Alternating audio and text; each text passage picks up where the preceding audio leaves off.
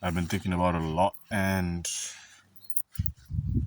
yeah, if I'm being honest, there's no single human being who can truly say, at least I cannot say, that I truly do believe the truth. Because I know that truly believing that the truth is the truth means that my actions have a sense of substantiating that belief, that the evidence of that belief is in how I respond to. Like, I can't say I believe in eating healthy, but then eat junk food all day. That's the type of belief that I'm really talking about, and I don't think any other human being can really truly embody their beliefs and yet hold them also to a high moral standard without also acknowledging that you eventually have to confront how impossible it is to truly love on the highest degree. I know, and I said it just now before this video, this seemed very cinematic, so I just wanted to talk about it again. And so, yeah, I'm noticing how increasingly hard it is to actually remove a lot of my old bad habits from the habitual standpoint of just trying to not do something. It's really, really hard to not do something. And eventually you have to realize that there are success stories of people having been delivered from difficult, thorns on their sides. But I'm genuinely realizing how impossible it is for me to want to love people and to actually do it, even if I do want to. I recognize that I'm not acting on the highest degree of the capacity that I'm growing into, like, fulfilling. I don't know if that makes sense, but my point is that I'm not really acting on what I believe. Like, I recognize that there's a deep, deep, deep sense of impossibility to really realizing your beliefs out in terms of your actions. And that's when I kind of did come to the conclusion. And it's by the grace of God, because, I don't know, Doc, I've been a fool for months now. Coming to this conclusion is a big and the greatest sign that God hasn't given up on me. But it's not the only one. But ultimately, I have to think now that the belief has to be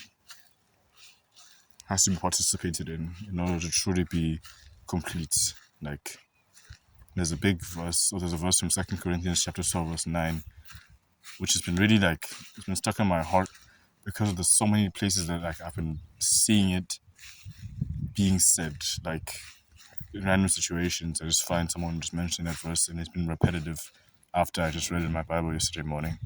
But that verse says, my grace is sufficient. My power is made perfect in weakness. Therefore, I shall boast. And then Paul's commenting, saying, therefore, then, I shall boast all the more in my weaknesses. For when I am weak, God's power is working at its best. And I've been realizing that a lot in my weaknesses, realizing I don't want to actually do good. I don't want to actually try beyond just having the appearance of having it all together. But I seem to question a lot of my motives, and it's very easy to do so whenever I'm actually genuinely trying, because I see how often I really do manipulate things for the sake of appearance. Like, even wanting to complete things, like completely cleaning your room top to bottom, head to toe, for the sake of feeling as if it's now truly clean, now you can truly rest. And there's nothing completely wrong with that. But then you can have that sense of virtue when it comes towards how the appearance of your room looks like. But then you can't automatically have that sense of virtue when it comes towards how you internally want to be. Like, the conviction to truly want to change goes beyond simply wanting to change. There's an external sense of help that has to be received in order to truly change. Like, a sound peace of mind has to, first and foremost, you have to allow the environment to not affect you in the way that it typically does. And that's by first acknowledging that the belief that your environment is the ultimate decider of everything you believe isn't exactly true. It's just a huge motivator. But there's a huge amount of transformation that occurs when you start realizing how weak you truly are. I think I've been living in a sense of performance anxiety because I'm noticing how much more I would anticipate being able to receive love once I've completed a certain set of actions in regards to my participation. Because if I were to just kind of lie down on the floor and say, yeah, I'm still loved, I don't feel comfortable with that notion. I don't feel comfortable with the notion of just, lying down on the floor, knowing that I can be still loved and still right and being more loved. It's been uncomfortable to me. I feel like I gotta do something to like respect that love in some way. But respect that love isn't the right word. It feels like a sense of entrapment of the mind to believe that the external has to be perfect first in order for me to allow the internal to truly operate in the way that it is. And I'm noticing that now. Like, as I'm cleaning the house, I'm noticing, see, like a big part of me has this OCD of once, like you can you can have me at a point where even if it's like the most beneficial thing in the world, alley oop, clear, like no defenders, anything like true, you could truly like, just score, no goalie keeper, nothing. I would not take that shot if I don't feel like it. But the second I actually get into something and I actually like doing it, even if it's not something that I really like initially wanted to do, but the moment I start seeing success in it, then I start really investing my time in it and trying to make it like complete and perfect. And it becomes so obsessive, not incredibly to the point of like painfulness, to say the least. But yeah, as I'm now rambling and getting off the point, my point is that it's been hard to feel as if I can truly respect the essence of just, or the idea and the reality of being loved beyond my actions the right way. Like, I know it's hard to respect the wrong way, but my point is that, yeah, I feel like if I truly just let go, I'll go run rampant and do whatever the heck I want. And that is what happened. And I feel like if I don't buck up and try and do something, then I'm trying to earn and make the change myself. And I don't know whether to change the definition of what my actions mean. I think that also has a contribution to it. There's also a realization of the belief system that I have. When is it truly right to believe? Is a video that popped up in my feed. Well, no, I was searching because I was just really interested in this type of content recently, of video essays. My point is, though, is that when is it truly right to believe something has been on my mind for the longest time. Because you can truly say that you have faith the moment you truly encompass every single part of the belief system. But if that's the case, then no one truly has faith because we're not all objective beings and we don't all have objective, beliefs. I feel like we are afraid to admit exactly how corrupt and morally we are, but ultimately, I'm noticing that the only true change that starts occurring when I'm actually participating in anything that I say is a good habit is when I realize that, for example, I won't say it yet, but I've been really struggling with a specific sin these past few months. It's been repetitive, it's been a transgression, and it's been absolutely horrible on my mental health. Not in a horrible way, in the sense that I'm not gonna lie to you. It's insanity to repeat the same thing, knowing the same results. Even if it feels good, it's an addiction either way. My point is, though, is that ultimately, yeah, I've come to the realization, I hope I have come to the realization that I'm truly weak against fighting what I don't truly believe is wrong. Because it's a realization that I'm actually hurting myself whenever you have that idea, well, no, I'm not hurting anyone else. Even if it does have this effect, I'm not quite there yet, so I can still keep it in moderation. That kind of mentality, once you've tasted the freedom, and even just say taste it because it doesn't last as long as you keep on running back to the other sense and taste of comfort, which is temporary. But once you taste the sense of eternal freedom, you can't run away from the reality that it's just not as good to stay in a loop of constantly trying to sustain your comforts. Like, I noticed I'm not willing to do a lot of things outside of my comfort zone, period. And so, yeah, realizing that my comfort zone has been a real big bubble for many, many years, especially now freedom to just kind of just decide, okay, what is it that I really want to do? I'm noticing that I don't want to do a lot. Like, so long as I have the basic provisions, I won't move. And that's the sense of feeling as if I don't truly believe in what I believe in, that it's conditional. And if it's been conditional, then was it ever truly faith? And that's the essence of what I've been feeling convicted about. Because eventually you have to realize that this is still a problem, but the solution of trying harder hasn't completely solved anything. And I'm starting to realize now what is meant by the effective effort. Effort still matters. Doing nothing, it hurts you more than you think, because eventually you want to fill up the void within you with something. And I think taking action to stop your efforts in trying to comfort yourself through other vices, whatever that looks like for you, I know what it looks like for me. No, maybe not completely, actually. I know that even if the one practice that I have been engaging in one time, even if it's just one thing in my head, I know it's maybe more than that. In essence, I say it's a comfort issue of wanting to be comforted, but I can also label a sense of victimhood of wanting to consistently maintain the internal environment of some form of victimhood, not taking any responsibility for who I really am. Like trying to, so it's like a deeply rooted sense of shame. I don't want to face who I am, but then also being consistently comparative and jealous, yada yada yada.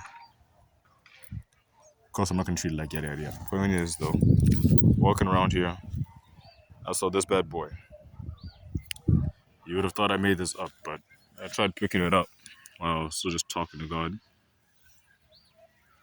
Man, it just doesn't disconnect easily, does it? So, I think, not even just I think, I definitely believe that this is God's way of showing me that the effort is mattering in the sense of picking up my cross. It is genuinely impossible for me to love because I realize that it's a completely separate action from being and accepting love.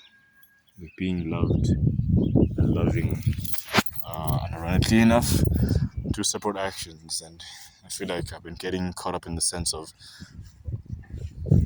keeping it up at two options. Like, it's either I sit around, do nothing, and keep saying that I'm loved, or I do everything I can and feel as if by the end of that, the fulfillment from completing a certain task will make me worthy of earning love. So, where are we then now?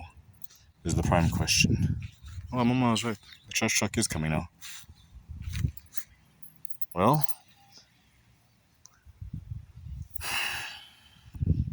when is it truly right to believe? Good question.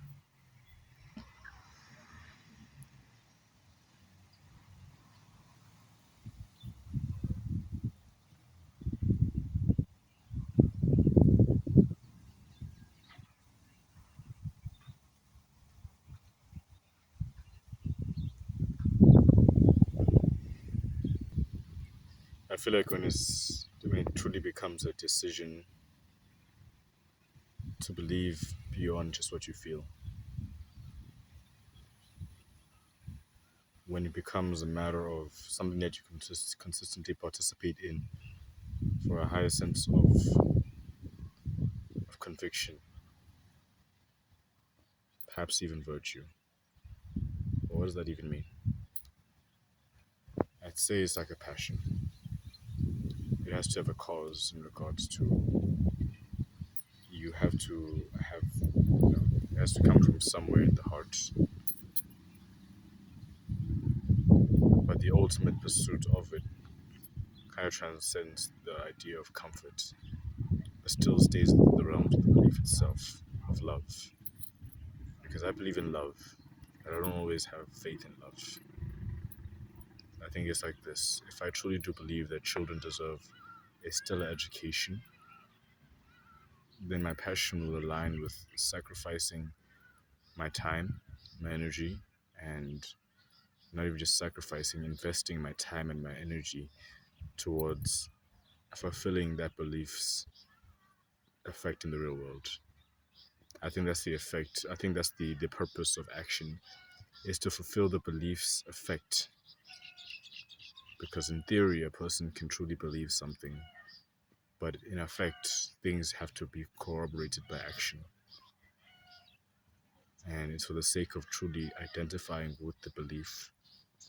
But ultimately, I'd say that every single belief has to also be put under subjection to moral truth, primarily because a lot of us believe in moral truth in theory, but in actuality, we're more sensual than we'd like to even say. The ultimate reality is this, that it's easy to kind of turn off your brain and choose to rather feel good about life. It's because it's easier to not make choices rather than decisions. We don't always see the results of making true decisions, but I'd say the avoidance of decisions is a decision on its own. And I'd say that I was thinking about the other day about ultimate choice, the difference between a choice and decision. A choice is a choice is an action. I don't really want to define it yet. I'm still trying to figure it out. But a choice, I'd say, is like an action that you could back away from, but ultimately it was it was done for to fulfill a temporary need. I think that's what a choice is. But a decision, I'd say, it was done with the means of fulfilling an ultimate purpose. I can say it was my decision to wake up and go to the gym. It is my choice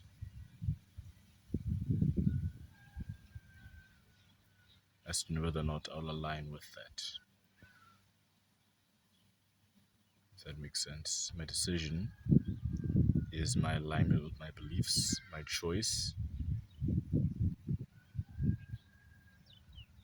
My choice, I'm not really getting it. I'm still figuring it out, but my choice would be choosing to stick. I know, using the word to define the word is crazy. Would be, I guess, making your actions align with that belief system. That makes no sense. Maybe let's just keep it simple, not gonna lie. How about this? Maybe a decision is a choice that you keep on coming back to. I think I would rather prefer that definition for now.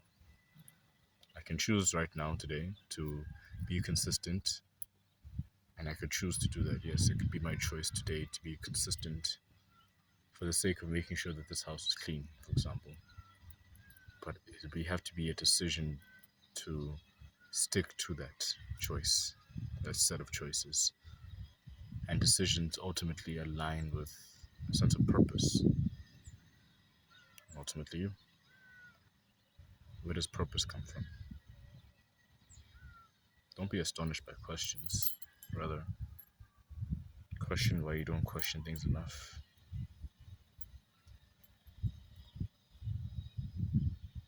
If we truly did kind of do an audit of what we believed, I feel like we'd be more scared of what we find that we've believed more than we really think, because it's comfortable to believe the wrong thing. I've seen myself actively choose to believe the wrong thing because it was scary to know what would happen if I believed something that I didn't know experientially was true. Objectively, I knew it was true, that if I stopped, beating around the bush with the truth of whether or not what I was doing was a sin, and it was, and it is, it still is,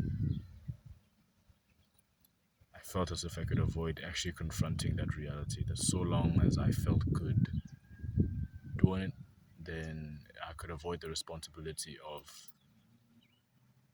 my actions and their consequences. But it's in realizing how deep the consequences actually could be, and how obviously foolish, it all would have seemed, because it didn't have to be that way.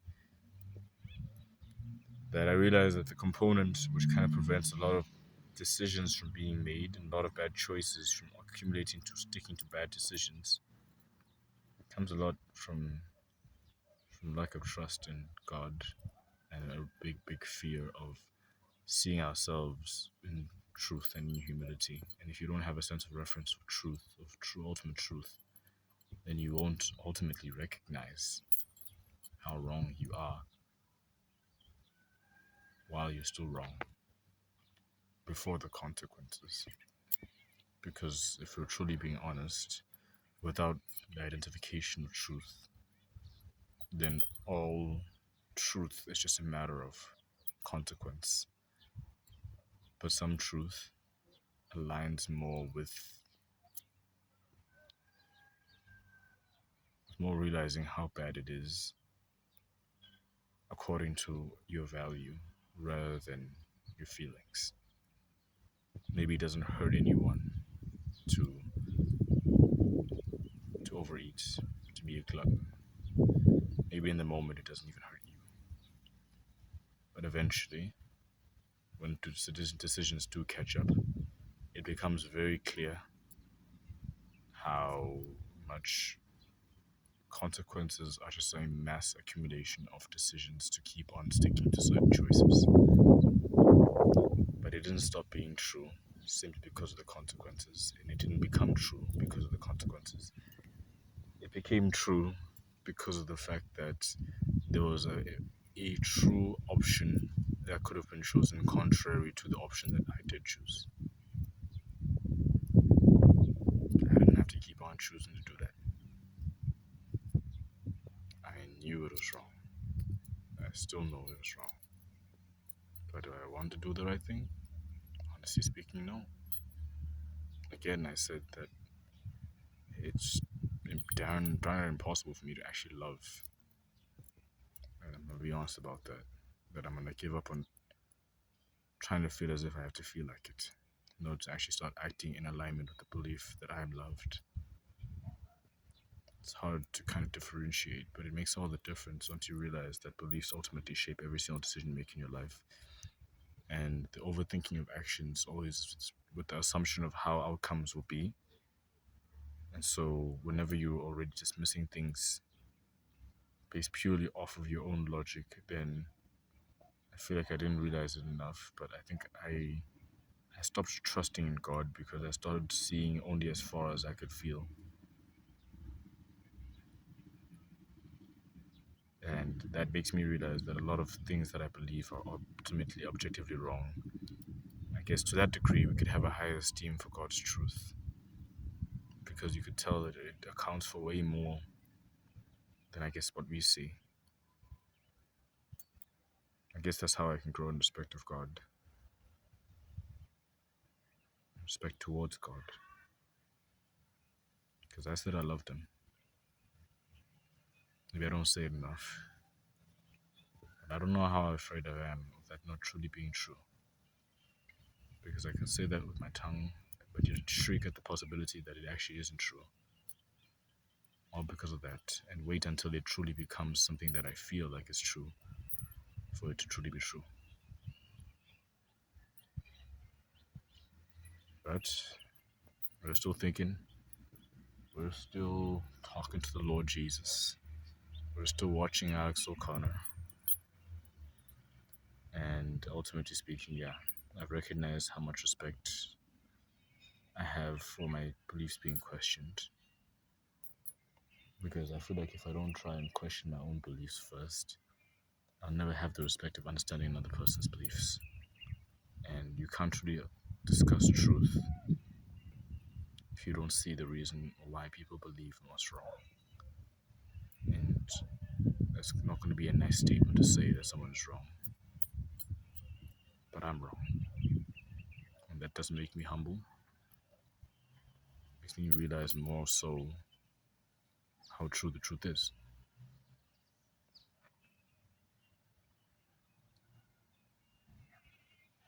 But I'm not wrong about this. How do I know? Consequences. Contradictory? Not exactly.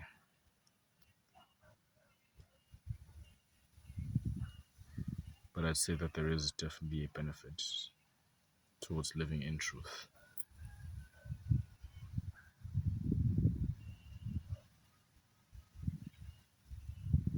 Still gotta question things though. doesn't have to ultimately decide whether or not I will act or not act. Maybe it will. But ultimately, Jesus Christ is Lord. In my good days and my bad days, He still loves me. Alright? And He loves you too. I love you.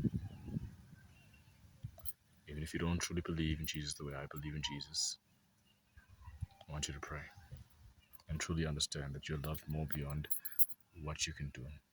And that's one of the hardest things to say. So any parent watching, I'm just going to ask you a bit of a broad question here. Would you let me slap you in the face for 10,000 bucks? Maybe. How about for 5? Probably not. 1? No. Would you let me kick you in the face for $5? Probably not, right? And ultimately, I'd say this. Would you let me spit at your face? And this is going to be taken greatly out of context, but would you let me spit at your face, kick you, beat you on your back for free? Obviously not. But would you get kicked in the face, spat upon, beaten bloody blue and red if I asked you to? Maybe not. But what's my point with all this? Well, to any parent there, I could ask you the exact same question for the children that you love. Would you punch? Would you get punched in the face for them? No matter what the reason was, if it was to save their life, would you punch them in the face? No, that's not what I'm saying. But would you get punched in the face for them? That's what I'm trying to say. And in that same sentence, would you get beat? Would you get bruised, bloody? Would you become broken just for them?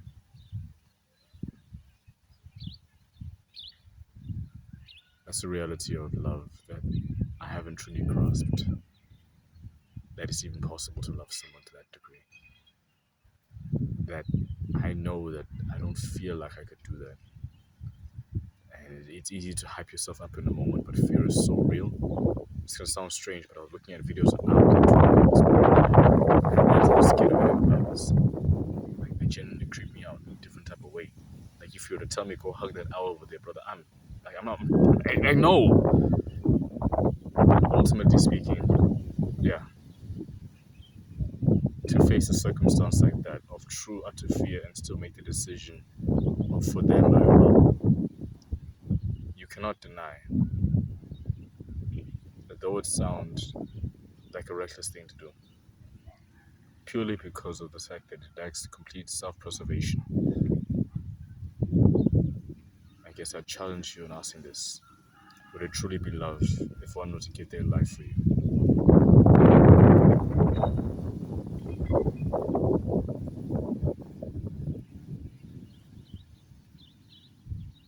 If all it takes is for you to just believe that. At what lengths would you go to recognize how hard it is to truly believe how loved you are? Because that's what Jesus did for you and me. I don't want to oversimplify that too much. Anyone who's ever truly suffered knows that it's not just something about talking about how badly a person got hurt. Eventually you gotta realize how deeply you don't empathize with the pain. That's what a guy seeing how horribly I don't treat my mother, how horribly I treat my mother and I don't treat her the way she ought to be treated. I'm seeing Wuti, it's so hard to really love her the way she is without actually considering my own feelings in terms of even if it was the best of circumstances, the best environment, I know that I'll still mess up purely because of the fact that I don't trust her enough. And it's nothing that she did, if I'm being completely honest. becoming more abundant the more she clearly loves me and keeps showing me patience, love, and kindness. A lot of me hates freedom, hates actually the responsibility of, hey, I'm actually really wrong and I'm actually get up and learn a lesson here. And it's because there's resistance to actually trying to learn something, especially when it comes to love. Because we're expecting results immediately, and that's something that I really struggle with. This is a really long video. But in God we trust. Yeah, ultimately speaking, I don't even know if I would watch this video. If you did, like, congrats to you. I'm not even gonna lie to you. You're a champion for real. God bless you. But yeah, I'm starting to see how hard it is to respond to love with anything other than just apathy. Because you have to constantly keep yourself in check of how great the love is and how perpetual the love is, because it can feel exhausting to constantly feel as if what you're doing in return to love is trying to kind of reciprocate a sense of respect for it. It's hard also to stay still, feeling as if you are disrespecting the love by not reciprocating the demands of simply reciprocating the like what you can. And you feel as if you're trying to earn the love, or not even trying to earn the love, but you're trying to earn being more like the person who loves you, responding better to the person who loves you, feeling as if you're trying to not fit into a box because they're worth it. But that's not the logic that's exactly introducing me to wanting to love God more. It's in recognition that I genuinely cannot love Him. Like, it's genuinely impossible for me to. Like, my heart's really, really closed off. Downright, I'll say it's completely closed off, actually. Like, it would take a miracle for me to actually love God. But isn't that me trusting who He is by saying that I love Him? It doesn't come from me. I say I love Him because I know that that reality cannot become true if I consistently say, God, I don't love you. That's where faith kind of is carrying me here. And that's what faith for me is starting to look like. That I don't feel like I love God. My actions don't align with it. But I love God not because I'm the one who started it. Like, He started it. Like, but the reality is showing that He hasn't stopped loving me. These past few months, years, decades. I'm only 19. Not yet, but still. Of consistently not meeting the standard and yet still being called to grow feels incredibly frustrating if you're not seeing the vision. But something that I'm starting to see more and more about my mom, she genuinely wants the best for me. And I let myself get distracted by so many things. If she asked me, Asandile, could you please clean Milo's area like she asked me before she left, I'm going to sit down here and make a 30-minute video. So that when she comes back, she sees that it's not done, has to ask me again, and then I go and do it. And then I start feeling tired and I don't want to do anything else. And then I feel as if I have to carry the weight of the world on my shoulders. But that's my fallacy, my weakness, and something that I genuinely need help with. Because I'm not right all the time, and I keep making wrong decisions, but it felt like it was the right time to make this because I don't want to lose it. I'm noticing I've been doing that a lot. Feeling as if I'll just trust in the fact that I can still remember and, reciprocate the respect of the revelation of realizing how deeply in need of grace I am. And I've been doing that for months and I haven't written a single thing down in my journal. I feel like if I consistently base it on how I feel like I want to do it, and to say that is so easy, but if I consistently keep on basing it on how consistently I feel like wanting to do something, I'll never actually want to do it. Man, it really is kind of backwards. You really gotta put in the work, and then you'll see how worth it is. Because I didn't want to start cleaning the household. Like, bro, I was not gonna do that. I kept saying I want to. My mother literally just kind of pointed out what Paul was saying in Romans chapter 7, saying that whatever I say I'm going to do, I never do it, but I always do what I never said I would do. Like, that's literally me. I said, yeah, ma, I'll go and clean up Milo's area. What am I doing now? I'm making a video for 35 minutes. And the thing is, it's so easy and comfortable to actually stay in the state of recognizing the truth but not doing anything about it. recognizing how you need to respond to the truth and still not do anything about it because I don't feel like going up to clean that area. I know it's right. I know once I start, maybe I'll, get used to it. Maybe I won't, but it'll be done. And maybe the relief of feeling like, okay, at least it's done. I don't know.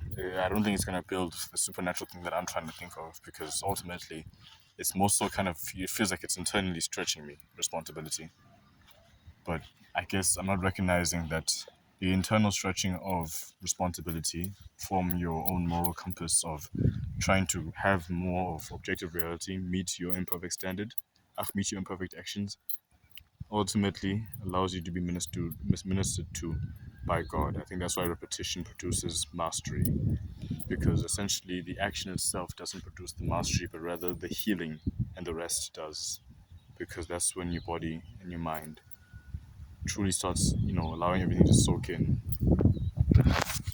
I could take a bucket and throw water on the soil 1,000 times over every single day, but it takes really kind of like the soil receiving the water in order to truly have any effect. And then a process of planting the seed and so onward and taking care of it that is outside of me, which ultimately allows the fruit to grow. And all of it takes time. The gift of God, the grace of God, and the love of God, the fact that He knows it takes time, is the fact that what He's expecting isn't for you to automatically have it all figured out. As I'm noticing that I've been struggling to truly believe, not in God, but rather in my own faith in God, because I've seen, I've seen the works, man. I've seen what He's done in my life. What I can't doubt is the fact that God is real. And it's not even just the binding of. It's like trying to tell me that the sky isn't blue, dog. Like no matter how good or bad I feel about the sky one day, the sky will still be blue. But am I gonna take out a canvas and start painting the sky, or am I gonna keep pointing out my fists and saying I wish you weren't real? And ultimately speaking, neither the one of them changed the fact that the sky is blue. And I think that's the essence of appreciation. The fact that I don't appreciate makes me feel guilty because of how often I don't.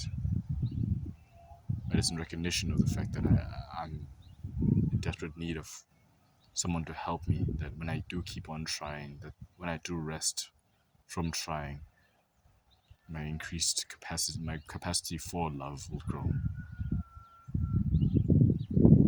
But that's the thing. It's frustrating to try. And ultimately, when a person keeps on failing without resting, they'll find themselves in a point of exhaustion that they can't even explain. I think we have to come back to the person that we're so frustrated at, because I feel like I abandon trying to have faith in God after the first couple of tries, and it translates into how I do everything else in my life. I've abandoned trying too soon because I stopped coming back to God and saying, God, yeah, here's what I learned today. Like, here's what I gathered. Here's what I was able to grow in. And realizing that I'm not the one who's fixing my heart. He is. I don't gotta worry about that. I don't gotta carry that weight even in my sleep. It does take trust in Him to actually do it, for me to actually allow Him to help me to rest, because I'm feeling that feeling now of, and maybe it isn't that much pressure in it, because I'm feeling like a muscle of consistently realizing is wrong, but consistently failing and doing anything about it, even starting, even when you start seeing progress, to still not do anything about it purely because you don't feel the motivation to keep going. It feels like if you could just go to the bare minimum, maybe you'll get there by chance, but then you feel frustrated by how much of you are lacking in your personal contribution to the truth, that it doesn't even feel worth it to keep on trying until you can fix your own motivation and fix your heart before you can even step into it. But man, I can tell you right here, right now, it won't be perfect, but like, I could genuinely run a marathon without knowing how to really stand on my foot correctly and how to, you know, breathe the right way. Eventually, you gotta start learning how to experience it and allowing the knowledge from the rest of the experience And I don't mean the rest of the experience, but the rest from the experience. I mean, when you're truly resting, reading your Bible, reviewing the life that you've been living, based in the sense of, does your belief system still align with what God says, who you are, and what He says about like general creation? I know that I've lusted after women. I've had days where I did stupid things for the sake of trying to go after a woman. Prime example, running from Kenko to Dundee for a girl I met twice. She wasn't even there, by the way. And yeah, I can tell that if I don't truly believe that she's like a sister to me, that she could be even viewed as a friend or as a loved one, beyond just what I feel about her, what I truly believe is love, which isn't. It sounds creepy, but why does it sound creepy? Because of the fact that I can tell that my feelings aren't the decider of the worth and value of people, not even myself. And realizing how morally deficient I am has been a very disgusting process. It doesn't feel like I'm going anywhere because it just feels like I'm getting worse and I'm actively choosing the worst even more. Yeah? Coming. Anyways, peace. Love you all, champs. Jesus loves you all too.